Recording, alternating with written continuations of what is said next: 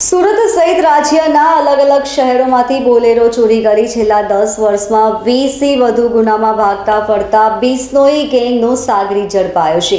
તેલંગાણા ખાતેથી સુરત ક્રાઇમ બ્રાન્ચે રમેશ બિશ્નોઈની ધરપકડ કરી છે। રમેશ બિશ્નોઈ ગુજરાતના અલગ અલગ પોલીસ સ્ટેશનમાં નોંધાયેલા ગુનામાં વોન્ટેડ હતો।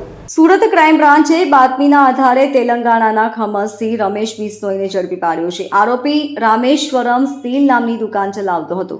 આરોપીની પૂછપરછમાં સામે આવ્યું હતું કે તેણે પોતાની સાથે મળીને રાજ્યના અલગ અલગ વિસ્તારોમાંથી બોલેરોની ચોરી કરી હતી।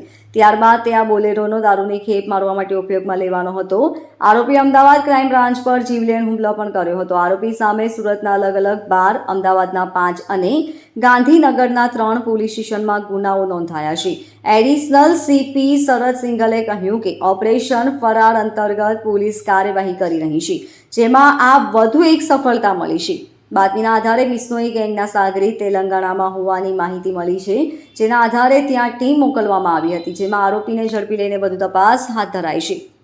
ગઈ વર્ષે સુરત શહેરમાં ઓપરેશન ફરાર નાસ્તા ફરતા માટે શરૂ કરવામાં આવેલું અને એમાં ઘણા બધા નાસ્તા ફરતા જો 30 વર્ષનો જૂના હોય, 35 વર્ષનો, 40 વર્ષનો, કુલ મળીને 340 જેટલા નાસ્તા ફરતા પકડવામાં સુરત સિટી અને ક્રાઇમ બ્રાન્ચ અને એસઓજીનો કાફી અને પીસીબીનો સફળતા મળી હતી।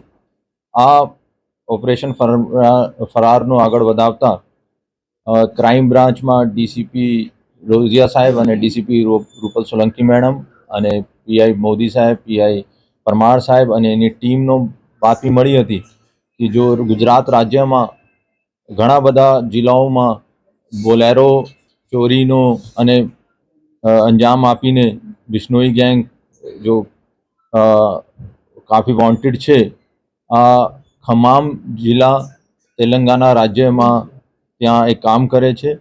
એનો ભૂતકાળ જોઈએ તો 2018માં જ્યારે અમદાવાદ ક્રાઇમ બ્રાન્ચનો માહિતી મળી હતી કે આ બિશ્નોઈ ગેંગ ચોરીની ગાડી લઈને અમદાવાદ તરફ આવી રહ્યા છે, તો આ લોકોએ નાકાબંધી કરી અને નાકાબંધી દરમિયાન આ જો ગેંગનો માણસો હતા, જેમાં જીપમાં બેઠેલા રૂગનાથ બિયારામ બિશ્નોઈ, નારાયણલાલ બિયારામ બિશ્નોઈ અને નરેશ કુમાર બિશ્નોઈએ ફાયરિંગ પણ કર્યો અને આ ફાયરિંગ અમદાવાદ ક્રાઇમ બ્રાન્ચે પણ કર્યો। આ 3 આરોપી પકડી લીધું, પરંતુ ત્યાં એનો મેઇન સાગરીત જો હતા પ્રભુભાઈ બિશ્નોઈ, રમેશ પ્રભુભાઈ બિશ્નોઈ, આ ત્યાંથી ભાગવામાં સફળ થયો અને આ ત્યાંથી ભાગીને આ ખમામમાં આ એક ફર્નિચરની દુકાન ચલાવતો હતો, તો ત્યાં જઈને ક્રાઇમ બ્રાન્ચનો પકડવામાં સફળતા મળી છે અને એને આ ભૂતકાળમાં જોઈએ તો સુરત સિટીમાં 12 જેટલા ગુનામાં વોન્ટેડ હતો।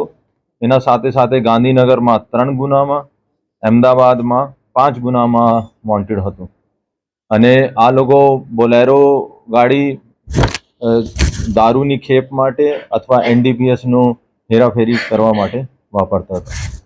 Bureau report, LK star news, Surat.